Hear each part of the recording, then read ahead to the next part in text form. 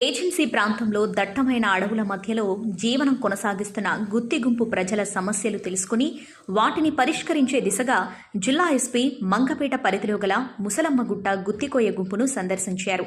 ముసలమ్మగుట్ట గుత్తికోయ ప్రజలతో మాట్లాడిన ఎస్పీ వారి యొక్క సమస్యలను అడిగి తెలుసుకోగా వర్షాకాలంలో వారు ప్రధానంగా త్రాగునీరు, దోమల బెడద వంటి సమస్యలు ఎదుర్కొంటున్నట్టు ఎస్పీకి తెలియజేయగా త్రాగునీటి సమస్య తీర్చేలాగా వెంటనే చర్యలు చేపడతానని, అలాగే వర్షాకాలం అయినందున దోమలతో సమస్య లేకుండా దోమతెరలు అందజేస్తామని, మలేరియా, డెంగ్యూ ఇతర జ్వరాల పట్ల జాగ్రత్తలు వహించాలని, ఎవరికి వారు పరిసరాలను శుభ్రంగా ఉంచుకోవాలని, పిల్లల పట్ల జాగ్రత్తలు వహించాలని, గర్భిణీ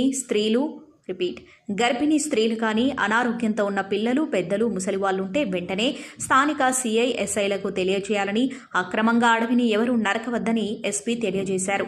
అలాగే తమ స్వార్థ ప్రయోజనాల కోసం అసాంఘిక శక్తులు గుత్తికోయ అమాయక ప్రజలను మభ్యపెట్టి తమ స్వార్థ ప్రయోజనాల కోసం ఉపయోగించుకుంటున్నారని, కావున అసాంఘిక శక్తులకు ఎవరూ కూడా ఆశ్రయం ఇవ్వొద్దని, అనుమానిత వ్యక్తులు తమ గూడాలకు వస్తే వెంటనే పోలీసు వారికి సమాచారం అందించవలసిందిగా కోరారు. అనంతరం పిల్లలకు చాక్లెట్, బిస్కెట్స్, అరటి పండ్లు పంచిపెట్టారు. పిల్లలను చదివించే దిశగా కృషి చేయాలని, దానికి తగినంత ప్రోత్సాహాన్ని పోలీస్ శాఖ ద్వారా అందిస్తామని ఎస్పీ తెలియజేశారు.